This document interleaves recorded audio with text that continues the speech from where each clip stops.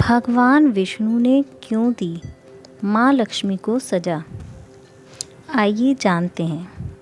उत्तर दिशा में माँ लक्ष्मी को एक बहुत ही सुंदर बगीचा नज़र आया। उस तरफ से भीनी भीनी खुशबू आ रही थी और बहुत ही सुंदर फूल खिले थे। यह एक फूलों का खेत था और माँ लक्ष्मी बिना सोचे समझे उस खेत में चली गईं और एक सुंदर सा फूल तोड़ लाईं। लेकिन यह क्या? जब माँ लक्ष्मी भगवान विष्णु के पास वापस आईं तो भगवान विष्णु की आंखों में आंसू थे। एक बार भगवान विष्णु शेषनाग पर बैठे बैठे बोर हो गए तो उन्होंने धरती पर घूमने का विचार किया। वैसे भी कई साल बीत गए थे। धरती पर आए और वह अपनी यात्रा की तैयारी में लग गए। स्वामी को तैयार होता देखकर लक्ष्मी माँ ने पूछा, आज सुबह सुबह कहाँ जाने की तैयारी हो रही है? विष्णु जी ने कहा, हे लक्ष्मी, मैं धरती लोक पर घूमने जा रहा हूँ। फिर थोड़ा सोच विचार कर लक्ष्मी माँ ने कहा, हे देव, क्या मैं भी आपके साथ चल सकती हूँ?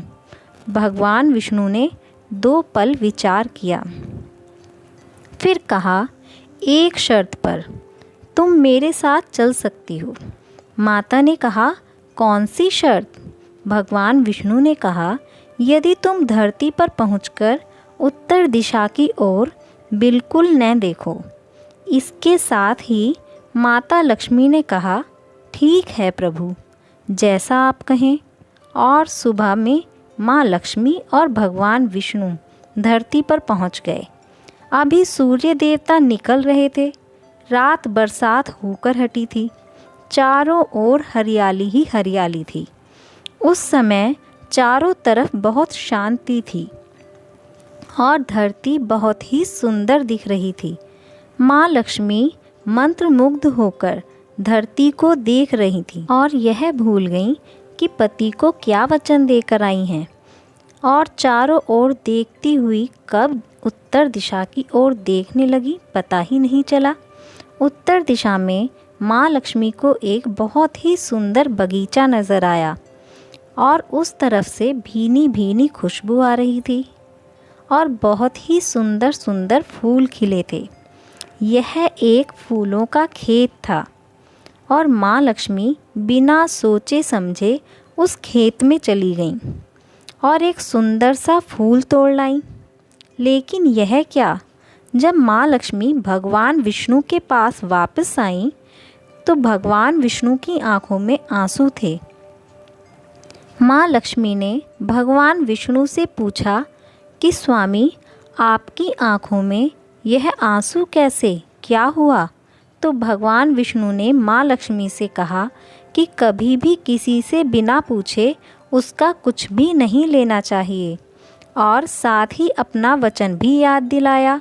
माँ लक्ष्मी को अपनी भूल का पता चला तो उन्होंने भगवान विष्णु से अपनी भूल की माफ़ी मांगी। तो भगवान विष्णु ने कहा कि जो तुमने भूल की है उसकी सज़ा तो तुम्हें ज़रूर मिलेगी।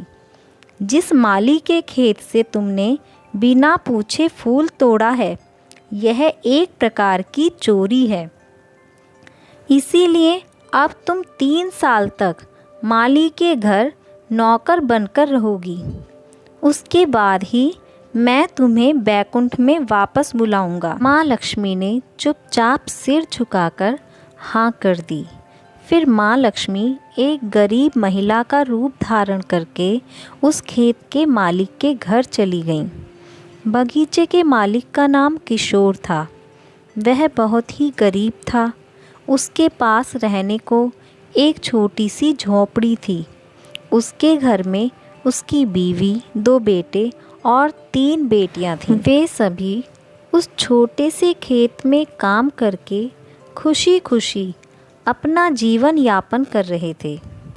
सुबह को उसने देखा कि उनके दरवाजे पर एक महिला बैठी है।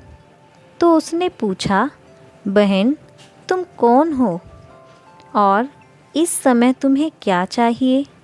तब माँ लक्ष्मी ने कहा कि मैं एक गरीब औरत हूँ। मेरी देखभाल करने वाला कोई भी नहीं है। मैंने कई दिनों से कुछ भी नहीं खाया। तुम मुझे कोई भी काम दे दो, मैं तुम्हारे घर का कोई भी काम कर दिया करूँगी।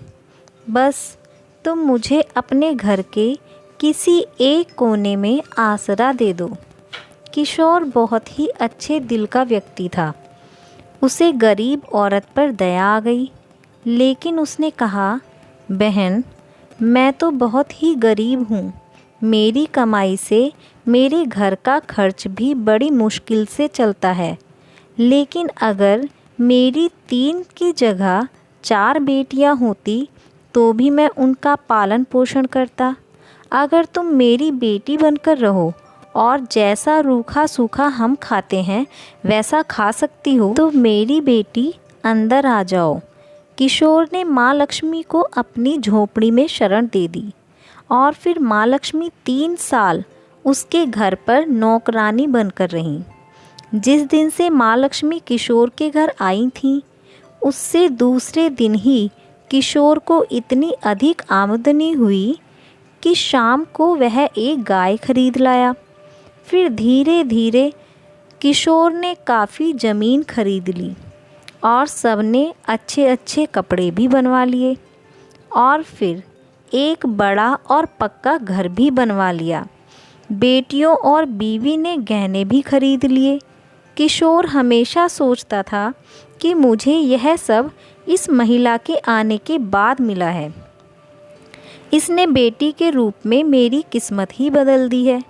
और अब 2-3 साल बीत गए थे, लेकिन माँ लक्ष्मी अब भी घर में और खेत में काम करती थीं। एक दिन किशोर जब अपनी खेती से काम खत्म करके घर आया तो उसने अपने घर के सामने द्वार पर देवी स्वरूप गहनों से लदी एक औरत को देखा। ध्यान से देखकर पहचान गया, अरे यह तो मेरी मुँह बोली चौथी बेटी यानी वही औरत है। और पहचान गया कि यह तो माँ लक्ष्मी है। अब तक किशोर का पूरा परिवार बाहर आ गया था और सब हैरान होकर माँ लक्ष्मी को देख रहे थे। किशोर बोला, हे माँ, मुझे माफ़ कर दो। हमें नहीं पता था कि आप कौन हैं। हमने आपसे अनजाने में घर और खेत में काम करवाया। हे माँ, यह कैसा अपराध हो गया हमसे। हमने जानकर ऐसा नहीं किया। यह सब अनजाने में हो गया है। माँ, हम सबको माफ़ कर दो। अब माँ लक्ष्मी मुस्कुराईं और बोली, हे पुत्र, तुम बहुत ही अच्छे और दयालु व्यक्ति हो। तुमने मुझे अपनी बेटी की तरह से रखा और अपने परिवार का सदस्य समझा। इसके बदले में मैं तुम्हें वरदान देती हूँ कि तुम्हारे पास कभी भी खुशियों की और धन की कोई कमी नहीं रहेगी। तुम्हें सारे सुख मिलेंगे जिसके तुम हकदार हो। और फिर माँ लक्ष्मी भगवान विष्णु द्वारा भेजे गए रथ में बैठकर वैकुंठ चली गईं। अगर आपको हमारी यह कहानी पसंद आई हो तो आप हमें कमेंट बॉक्स में लिखकर ज़रूर बताइए। हमारी वीडियो को लाइक कीजिए, शेयर कीजिए। ऐसी ही धार्मिक और प्रेरणादायक कहानियाँ सुनने के लिए हमारे चैनल को ज़रूर सब्सक्राइब कीजिए।